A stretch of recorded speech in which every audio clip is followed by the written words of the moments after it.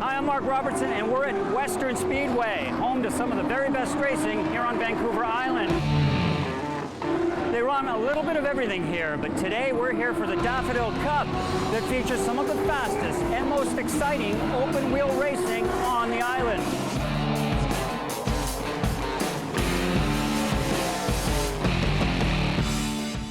Today's show is all about racing.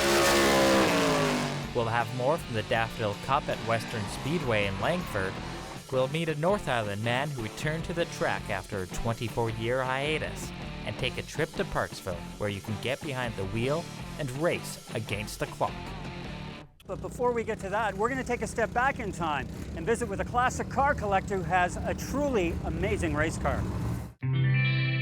This is a love story. After they first met over 50 years ago, Gordy Elberg of Saanich can finally call her his own. Put me on cloud 9 is what it does, yeah. Maybe cloud 16 would be more appropriate. 16's the number you'll find boldly emblazoned on his 1965 IndyCar. Top speed 185, 190. When Gordy says top speed 190, he's talking miles per hour. That's over 300 kilometers an hour. You'll probably notice there's no air dams, there's no spoilers.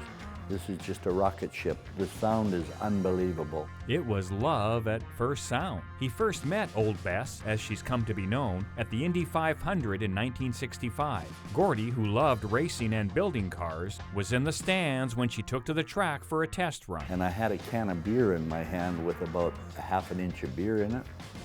When this thing came down the grandstand straight away, my beer can was just vibrating with the intensity and the high RPMs of this engine. They make 500 horsepower at 10,000 RPM. They just scream. Unfortunately for us, we're not able to hear Old Bess scream today because she was being prepared to be transported to a car show. Old Bess was built by racing legend Rolla Volstead. Of all the Volstead cars, it's ran more races than any other car that he built. 15 years ago, it was totally restored back to the way it was run in 1965 at Indianapolis. Very unique engine. The engine came out in 1964, and it was built by Ford, and it has 3 or 4 names, but the most common name is it's called the Quad Cam Ford V8. Ford only built 55 of these engines, but the acceleration is unbelievable. 255 cubic inch displacement. The headers are where on a V8 engine normally the intake is. So the injectors come out where the exhaust normally goes out, and the exhaust comes out where the intake normally is. He says she's worth between $200,000 and $300,000. Gordy chased Old Bess for the past 30 years to add her to his collection of classic cars. His love affair with cars goes back to childhood. From the time I was 4 years old, I was taking things apart. I couldn't put them together back then, but I was taking them apart and eventually learned to put them together. Became a machinist and a welder fabricator over my career, and that was right in line with what I do.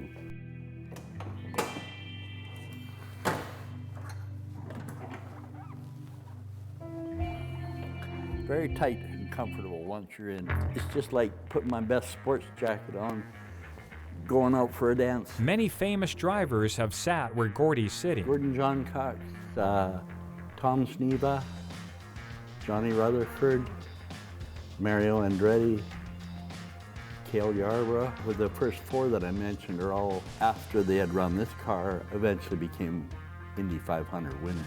Gordy's dream is to take his love back to where they first met in 1965. As long as it runs real well, the plan is to go to Indianapolis in 2017 for the May vintage race. I wondered if they get to the Indy vintage race, will Gordy go for a nice, leisurely Sunday drive around the track?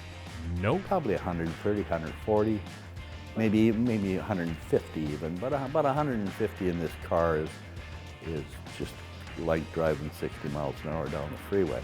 I'm dying to feel the acceleration in it. I guess you never do forget your first love, especially when she still gets your heart racing. In Saanich, I'm Dan Conn. This is Jeff Montgomery. He's a veteran sprint car racer. He's won the Daffodil Cup 3 times. Obviously, A lot of experience here, Jeff, and I wonder if you can just tell us a little bit about the cars because you run 2 different classes here. Well, I think the biggest difference is you can see one has a wing. Yeah. Creates a lot of downforce. This has no wing. This car runs a lot of horsepower, like 700 plus horsepower. These cars are like 350 to 400 horsepower, so there's a big difference in power. Obviously, that's why you need the wing for the extra downforce because of the extra horsepower. Yeah. You know, they're called sprint cars for a reason. They're short races. Yeah. Things happen really quick. These cars aren't as quick, so you know when you're passing a guy, you usually run outside him for a couple laps. These cars, the pass usually happens within a corner. Okay. So things happen a lot quicker in these cars than these cars. Give us a few more characteristics of the winged car. Yeah. Looks like the wheels are bigger. Well, the tires are exactly the same. Okay. The wing cars run methanol, so it's alcohol, which makes more horsepower. These cars run regular gasoline that you'd buy at Chevron, and so both the fuels are quite a bit different. So methanol, we burn twice as much, so we have to pack about 25 gallons, where with this car here, we only pack about 6 gallons. So it's a big difference, right? We'll burn 18 to 20 gallons in this car, and we'll burn 2 or 3 gallons in this car. Okay. So. Now, how tough is it to drive these machines? Obviously, it's tight quarters in there. Maybe we can take a quick look at the cockpit. 4 or 5 point harness. We have headrests to keep our head within the confines of the race car. We have a knee brace here that holds your legs in case you get in a wreck. You don't smash your knees on anything. Biggest thing is the seat belts and then the helmets, and we have neck restraints so that if you do hit the wall, you don't get a neck injury and stuff like that. So These cars do sometimes have a tendency to hit the wall. Yeah, they do wreck, and when it wrecks, when they do wreck, they're not fun, right? So you gotta make sure you have all the safety stuff in place. What about the control panels? So it's very basic. You just got an oil pressure gauge and temperature gauge, and then you got your tachometer here, and that's it. Okay. So you don't have time to really look at much, really, when you're out there. And how tough is it to drive these cars, to wrestle them around the track? Because obviously they're a bit of a handful. Oh, they are, and you know, I've been doing it long enough that it's not really a wrestle. Like you learn as you mature as a driver, you learn to relax, and that's how you get faster, right? If you're hustling the car and wrestling the car, then you're burning up a bunch of energy. You really don't need to exert yourself to get it done. It's, you know, the smoother you can be, the faster you're going to be, right? Can you kind of describe a typical lap around the track? 'Cause we got the GoPros. I don't know, it happens pretty quick. We heavy brake into these corners. Western Speedway is really flat and the corners are really tight, so we do a lot of braking. So braking can become an issue late in a race. Some of the other tracks we race have a fair bit of banking. You don't use a lot of brake. Some tracks you don't use any brake at all. It just really depends on the configuration. So Western Speedway is the flattest track we run on, and so you use the most brake here. So you're getting off and you're immediately on the brakes. Turn the car, and then you want to, you know, gradually feed the gas, throttle pedal to the car. You can't just mash the gas, right? You'll just spin the tires. So there's a bit of finesse there. But You enjoy racing here? Is this a good place to race? I like it. I cut my teeth here, and it's been, you know, they say if you can race at Western Speedway, you can race anywhere. So I've been pretty successful outside of the Speedway with going down south and stuff like that. I won a bunch of races down there. So yeah, I think that, you know, it's a good place to start for sure, you know. Excellent. And what are your plans for the future? You've been at it for 2 years. I don't know, retirement maybe. I'm kind of thinking, you know, I got a couple of years left maybe. I mean, Sunday morning usually hurts pretty good, right? Especially when you run 2 days in a row and two cars a night, it beats you up pretty good. So, but yeah, I'd like to keep racing and run some stuff down south and maybe run into California in the winter and stuff like that. So Right on. And in the meantime, obviously you're having a lot of fun. yeah, I'm having a blast and just get to hang out with my dad, and I got a great group of guys that help me out, so it's good. We're going to take a quick break, and when we come back, we're going to meet one of the youngest up-and-coming drivers from Victoria.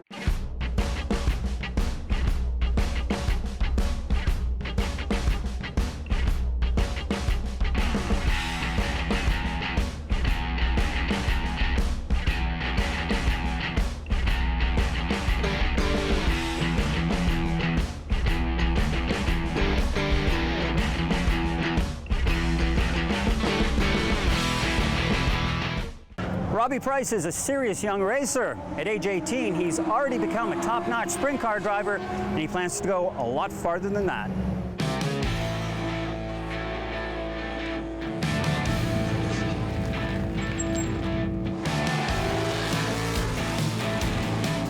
8 years old when I started, and my grandfather raced and my dad raced, so I'm a third generation racer. And, he bought me a quarter midget when I was 8, and we just started rolling from there. It's like coming off here, like it points me towards the wall.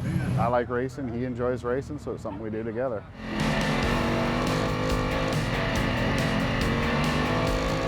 After 10 years of racing, Robbie has proved he belongs in the driver's seat.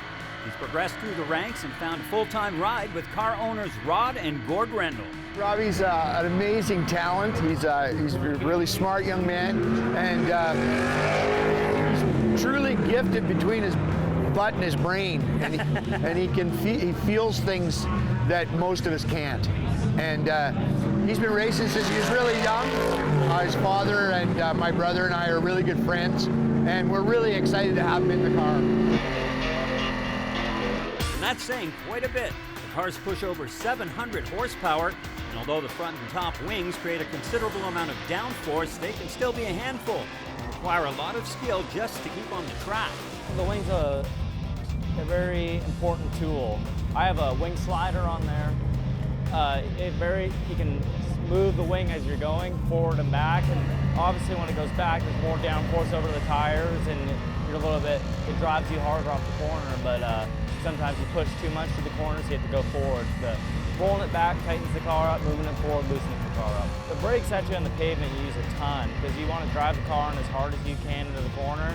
You want to stay on the gas for as long as you can, so you just lock up the brakes and slow yourself down to where you can get through the corner smoothly and then roll back onto the gas. Well, they're the fastest cars out here. There's no car faster on pavement than these cars for a Saturday night racer. They're very hard to work on. They're very hard to get ready. Yep. And when you do, and they're so exciting. There's no mirrors. There's no radio contact.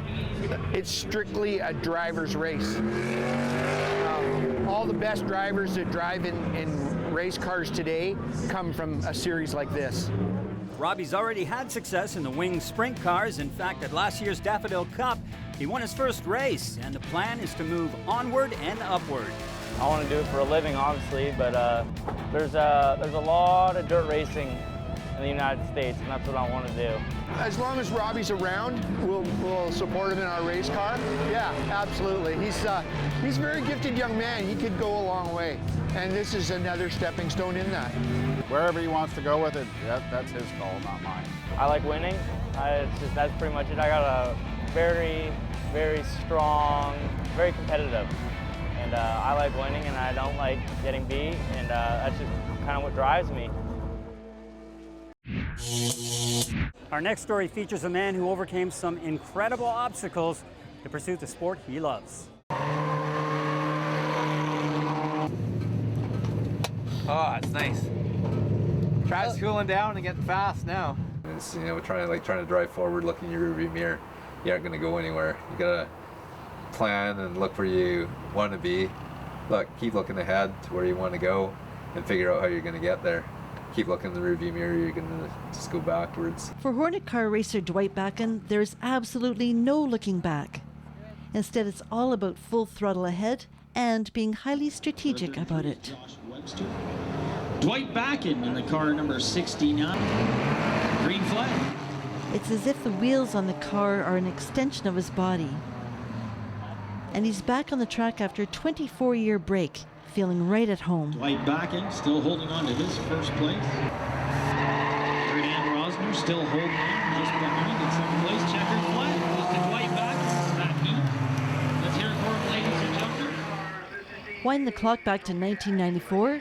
Dwight is a regular at Saratoga Speedway, winning multiple trophies. The May long weekend, a dirt bike accident leaves him unable to move from the neck down.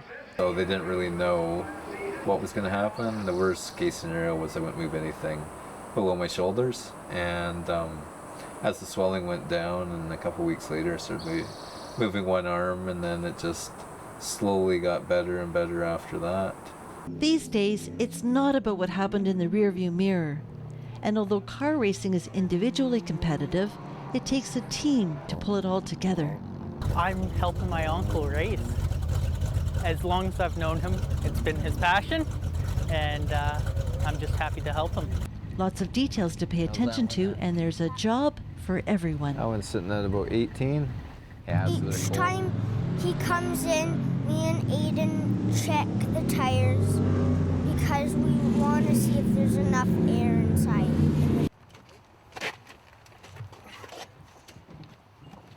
So I basically pick him up from his wheelchair and place him through the passenger side window and down the slide, and then help him into seat.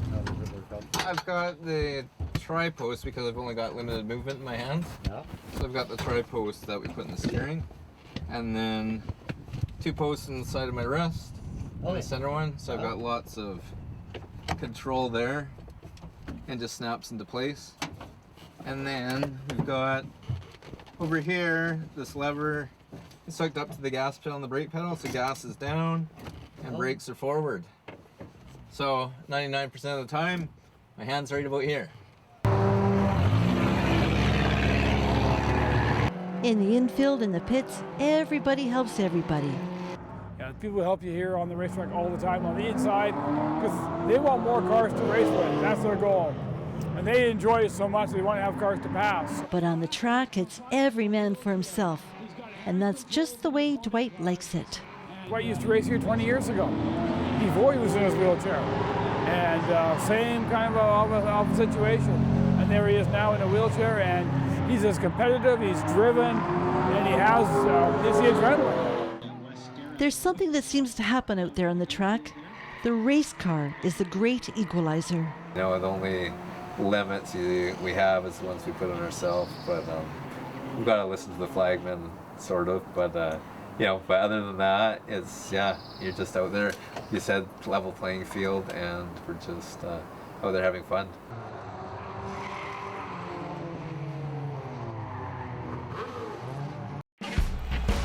You're watching VI Sports on Shaw TV.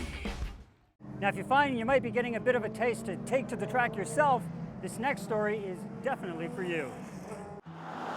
I love getting behind the wheel of a car and going for a drive to explore beautiful Vancouver Island. But the driver's seat I'm climbing into today isn't your average motor vehicle. Just off the Alberni Highway near Coombs, there is a place where you can rev up your engines and tear around a half-K asphalt track full of turns and straightaways that will get your heart pumping.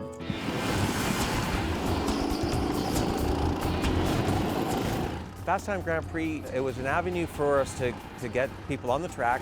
I started racing about 8 years ago, and it just was in my blood. I just loved it. I think everyone should try it. And this makes it affordable for someone to try it. You don't have to buy the equipment, you just rent it, go and play. Playing here means climbing into a European-designed go-kart that can reach speeds up to 50k an hour. We're going to start you up and get you on the track. Now remember, these cars go very quickly, and what we'd like you to do is just feel comfortable with the car before you go really, really fast on the track. These cars are manufactured by Sodi out of the UK, and they are a professionally raced car. This is the rental version of them with the side protectors on here, so you don't bend wheels and get hooked on things. It's a lot safer. They steer really well, they have adjustable pedals and seats. It just makes it a very comfortable ride. Even though this isn't big-time motor car racing, the same kind of rules apply, depending on how warm your tires are on that hot asphalt, as well as the air temperature outside. If it's too hot, you don't go very fast. If it's cooler, you might get more speed. And then you have to learn how to handle those corners, drift in, accelerate through to get around that half-K track. Okay, put on the gas. I'm ready to take the checkered flag. It's timing. You need to have the timing on the brake pedal and the gas, coming into the corner, getting into the brake just enough, and then back onto the gas pedal so that you can make it around the corner. That's a challenge for most people to figure out this track. There's 35 plus turns on here, and you might get 30 of them. Wheeling around a scaled-down circuit just inches off the ground in these open racing machines makes you feel like an IndyCar driver. My business partner Norm and myself both spent many hours drawing tracks over the last 5 years. We finally got in touch with a company out of the States that actually tweaked our design and came up with this design. And and we built it. Average speed is probably 25. There are some very slow spots in the track. You cannot go full speed around this whole track. Transponders in the karts relay your lap times, which are tracked by computer. With the lap speed being tracked, we know the daily speed, the weekly, the monthly, and people hear about what the speed is. They come down and they challenge it. They think that, oh, I'm going to go and get the track record, and they're going to give it a shot. That's all fair and fun. It's been compared to a drug. People say this is like a drug because it's very addictive. I was out there this morning on this track. How did I do? Be honest with me. Well, you did really good, but we know the time you did. And the first lap was about 1 minute and 12, but you got much faster. I don't know how many laps you did in total. You got down to, I'm being told in the background, a 46.8. Well, the record now is held by a young guy named Kevin who he drives a race car. He knows how to handle a car very well, and it's 42.6. That's fast. Fast Time Grand Prix is a dream come true for Doug. There's not a lot of words to describe the reality that I get up in the morning and I walk out my front door and I see a racetrack. That's got to be really cool right there. It's a grown-up turning to being a child for a little while. This kind of race car driving is for everybody, age 11 and up, and it really is a blast. In Parksville, I'm Annette Lucas. Well, that just about does it for this edition of VI Sports. We'd like to thank you for tuning in and remind you to follow us on Twitter. I'm Mark Robertson at Western Speedway. We'll see you next time.